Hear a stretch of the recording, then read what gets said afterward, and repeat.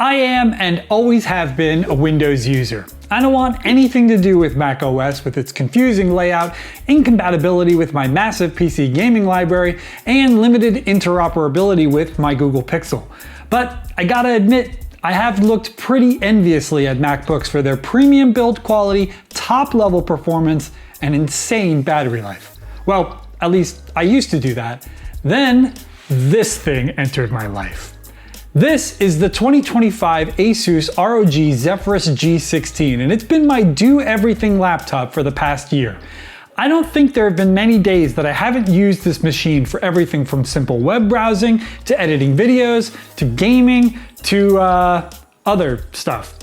Not only has it been able to do all that without an issue, but it's been able to power through transcontinental plane rides and very long tech conferences without once needing to be plugged in. But before I get into all the real-world experiences I've had with this machine, let me run down what it is.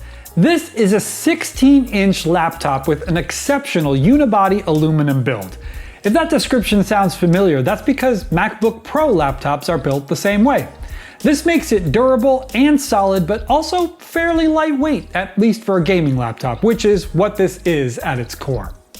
I have the platinum white model, but I covered it up with a skin. I mostly did this to preserve the aluminum shell for resale value later, but man, is that white color so pretty.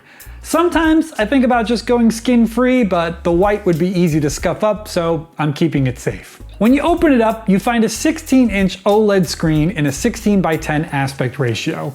It's not a touchscreen, which is a little disappointing, but that hasn't been a deal breaker or anything.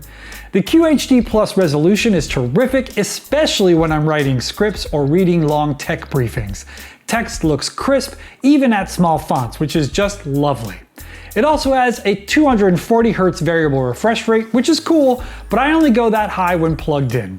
Unplugged, the laptop automatically switches to 60 Hz to save on battery, but I'll get to my battery life experiences in a bit. The display's peak brightness is only 400 nits when viewing standard content, which sounds pretty low on paper, especially with phones busting past 3000 nits these days. But in pretty much every situation I'm in on a typical day, this has been plenty bright.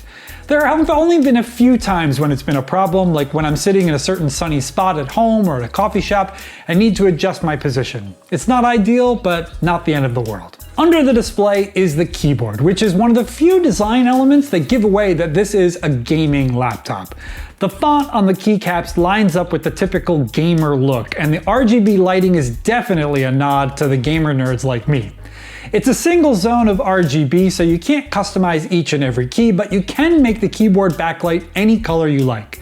I go with red because it's my favorite color, and it makes the keys look good in the daytime as well as at night. Typing on the keyboard is awesome. It's not the best laptop keyboard I've ever used. Lenovo keyboards are still the best you can get on any laptop, and yes, that includes MacBooks. But the keyboard here is still really good, providing decent levels of comfort and accuracy. If I had one nitpick, it would be these arrow keys. I would have loved full-sized arrow keys as I use them quite a lot, but I've gotten used to them over the past year and don't even really think about it anymore. Around the keyboard are these speakers, which get surprisingly loud and sound great. I will concede that they don't sound as good as MacBook speakers, as those are still the gold standard in the world of laptops, but the Zephyrus G16 speakers are excellent nonetheless. Also, this machine has every port I could ever need. We've got the proprietary charging port here, a full-sized HDMI 2.1 port, a USB-C with Thunderbolt 4 and power delivery, a USB-A, and a combo headphone mic jack. On the other side, there's another USB-C with power delivery, another USB-A, and a full-sized SD card reader, which is an essential port for any creator. There are two things I love about these port layouts that a lot of people don't notice. First, I love that there are two USB-C ports with power delivery, one on each side.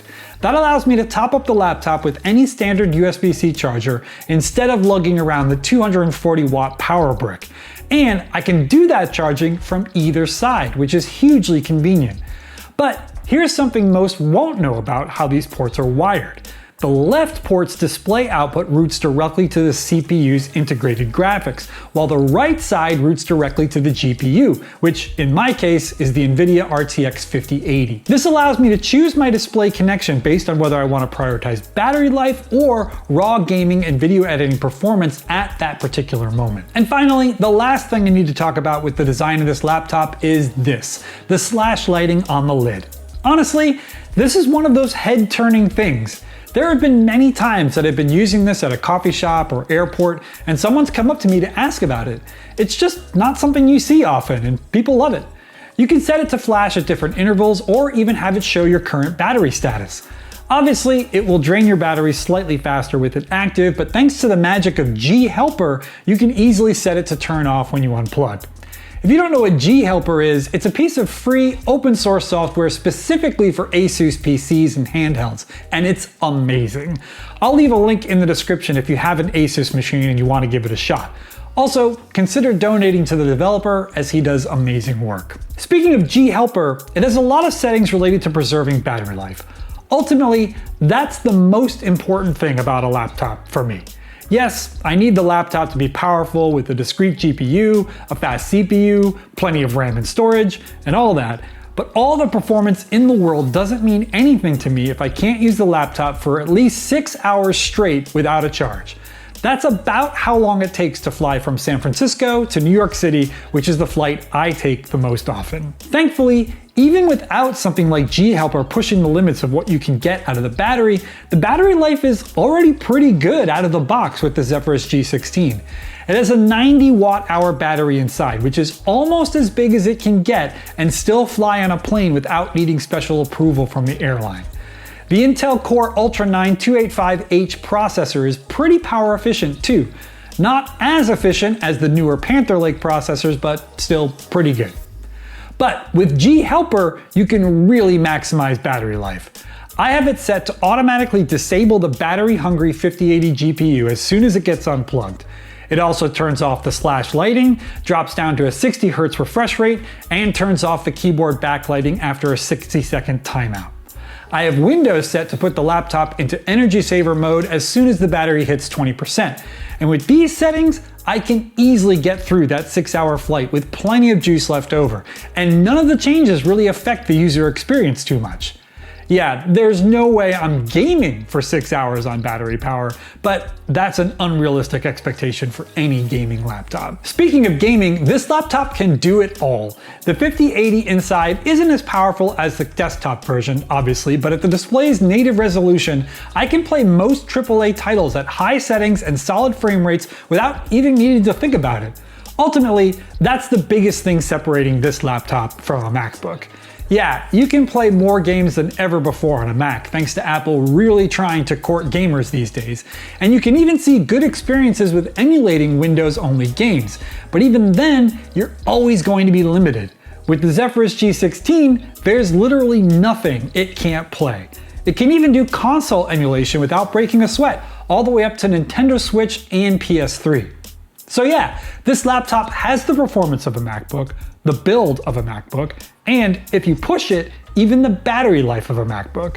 It can also game, and the discrete GPU gives it a leg up for things I do all the time, like editing and transcoding videos. That all being said, no device is perfect, and there are 3 things about the Zephyrus G16 that I wish were at the same level as a MacBook. First, there's the webcam. I mean, just look at this. I look like an oil painting. And this microphone? The MacBook can run circles around this whole situation. The second thing that's definitely not as good as a MacBook is fan noise. Obviously, MacBooks no longer have fans, so they are dead silent, but the Zephyrus G16 can sound like a jet engine if you're really pushing it. Here's what it sounds like when transcoding a video using Handbrake. And finally, there's the touchpad. The Zephyrus G16's pad is big, accurate, and smooth, but it's a diving board trackpad. MacBook Pros have haptic touchpads, which are way nicer to use. The fact that this laptop costs as much as a MacBook Pro and still uses a mechanical trackpad, that's a huge L for ASUS. But those quibbles aside, this really is the best Windows laptop I've ever owned. it is the only laptop I would recommend to anyone who wants a MacBook Pro but doesn't want macOS. That's the easiest way to sell it. If you're a Windows user who's tired of MacBook envy, this is the machine you want. One more thing to talk about here, which is price. Yes, this is a very, very expensive laptop. My configuration with an RTX 5080, 2 terabytes of storage, and 64 gigs of RAM costs a jaw-dropping $3,600 before taxes and shipping. That is a mountain of money for a laptop, and I fully understand that a lot of people watching this would never spend that. However, this is literally my entire life. Whether I'm writing scripts, editing videos, answering emails, watching YouTube, gaming on the go, or whatever, this thing can do it all. That's worth $4,000 for me. Honestly, that's worth even more than that. Also, keep in mind that a MacBook Pro with similar specs would cost you more than what this costs. A MacBook Pro with the M5 Pro chip, 64 gigs of RAM, and 2 terabytes of storage costs about $4,500 right now. Yes, you could argue that the weaker webcam, mechanical trackpad, and high fan noise make that extra $500 worth it.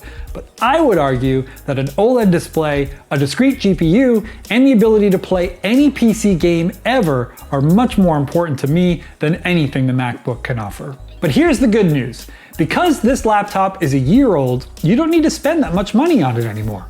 The new 2026 model's release is bringing down prices on the 2025 version, so you get something really good for a lot less than what I paid. Ultimately though, this is an incredible laptop and easily one of the best pieces of tech I've ever owned. If I could afford it, I'd upgrade to the Panther Lake model, but while this one is still working great for me, I simply can't justify that kind of spend. Anyway, like and subscribe if you want to hear me talk more about laptops, and be sure to check out this video here where I talk about Google Books, which are easily the laptops I am most excited about this year. I'll see you all down in the comments.